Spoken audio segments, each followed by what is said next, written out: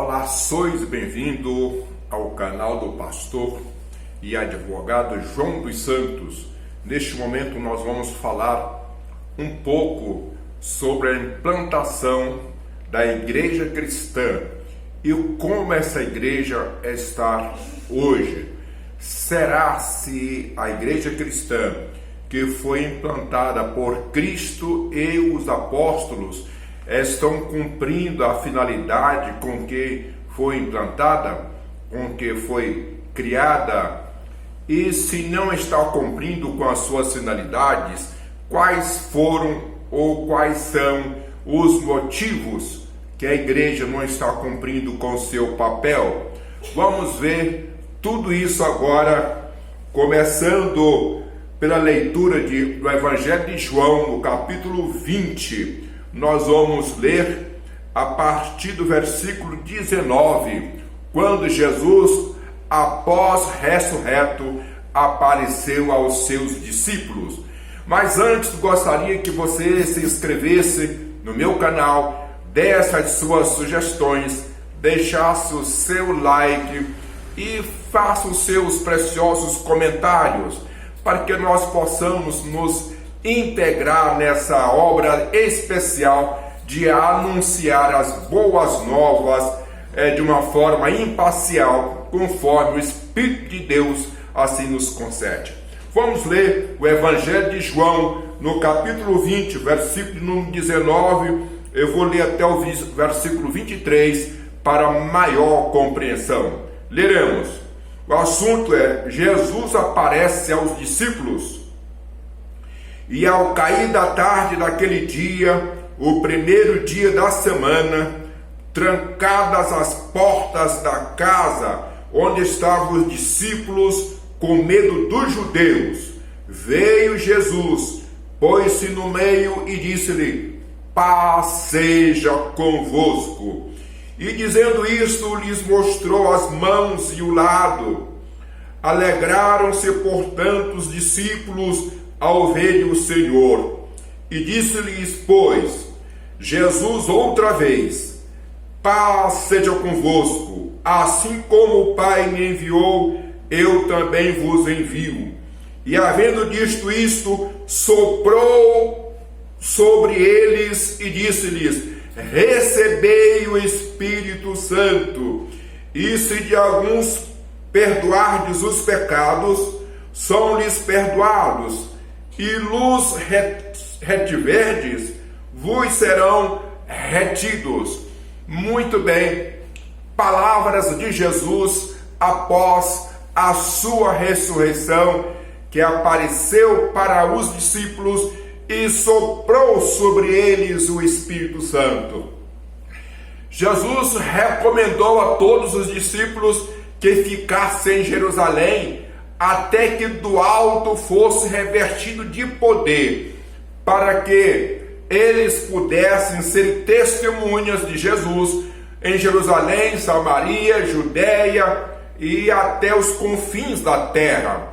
Muito bem, essa promessa se cumpriu no dia de Pentecostes, após 40 dias que Jesus tinha sido ascenso ao céu, cumprindo uma promessa que ele disse: eu vou, e quando chega lá virá o Espírito Consolador, e ele convencerá o homem do seu pecado a Deus.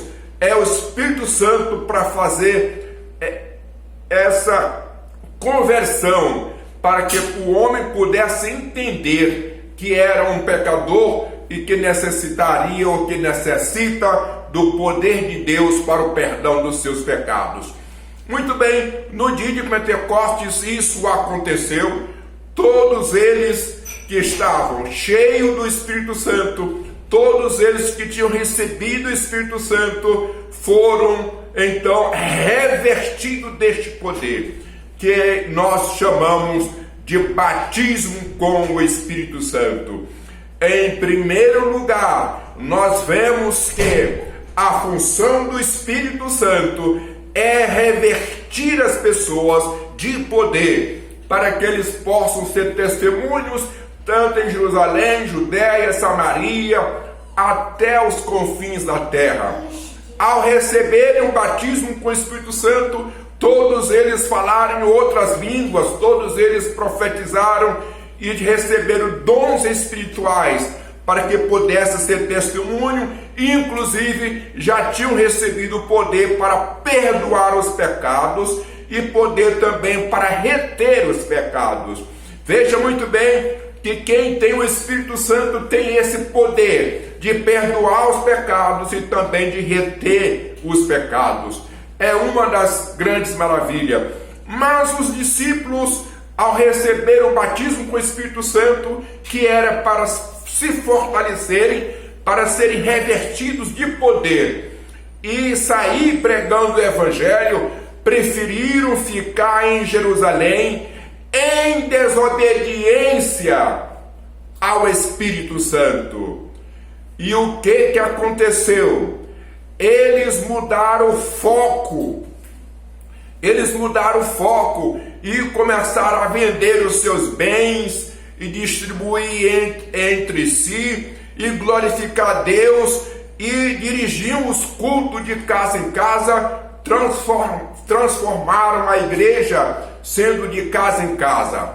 Como ele estava em desobediência ao Espírito Santo, veio então uma perseguição de fora para dentro, porque de dentro para fora eles estavam em desobediência. Era para eles saírem para de Jerusalém e ir para Jericó, ir para Samaria e ir para os confins da terra. Eles não foram, preferiram ficar reunidos glorificando a Deus. Aí o que aconteceu? Deus permitiu então que houvesse a primeira coisa interna, uma corrupção. Ananias e Safira venderam os seus bens e se corromperam com aquele dinheiro que era deles e não fizeram o que os outros faziam, que era dividir os seus bens para que ninguém tivesse necessidade.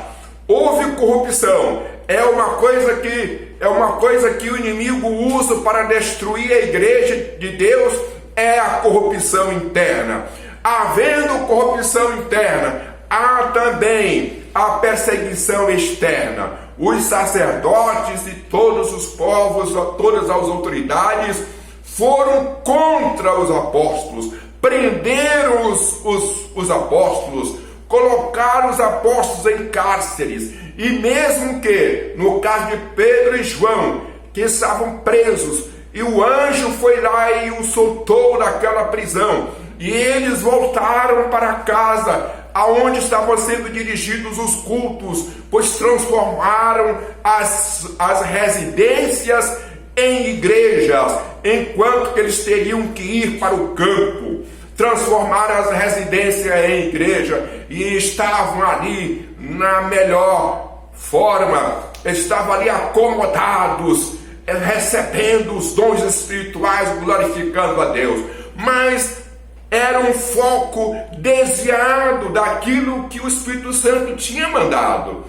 É bom reunir, é bom vender os bens, é bom dividir entre si, é uma maravilha, mas não foi isso que o Espírito Santo tinha mandado, não foi isso que o Espírito Santo tinha determinado. E eles, o que fizeram? Ficaram reunidos entre si, criaram o diaconato para servir as mesas. Então eles mudaram o foco daquilo que o Espírito Santo tinha ordenado. Não que servir as mesas sejam pecados, não que dirigir os cultos em casa sejam pecados, não que transformar as casas em igrejas sejam pecados, mas é porque o foco estava desviado daquilo que o Espírito Santo tinha ordenado. E a perseguição veio de uma forma tremenda para esparramar os cristãos, para que eles pudessem ir para Jerusalém, sair de Jerusalém, ir para Jericó, ir para Samaria e ir para os confins da terra. Meus irmãos, meus amados, meus amigos, não podemos deixar o foco do evangelismo. Ir por todo mundo, pregar o evangelho a toda criatura. Aquele que crê e for batizado será salvo, e aquele que não crê já está condenado, diz a palavra do Senhor. Esse é o verdadeiro foco. que nós não podemos menosprezar, que nós não podemos deixar que todos nós sejamos evangelistas, que todos nós possamos anunciar o Evangelho em tempo e fora de tempo, em casa e fora da casa, no templo e fora do templo, em todos os lugares, pois não é regra servir a Deus no templo, nem é regra servir a Deus em casa, nem é regra transformar as casas em igreja. Isso não são regras, isso são coisas que se deve fazer na forma de proclamar o Evangelho. Proclamando o Evangelho, poderemos fazer todas essas coisas e Deus estará conosco, salvando as almas, cumprindo com o seu papel, que é de anunciar o Evangelho. Neste momento, nós vamos fazer uma oração para que todos nós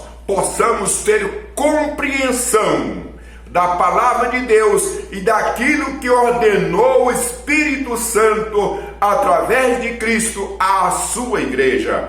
Oremos ao Senhor.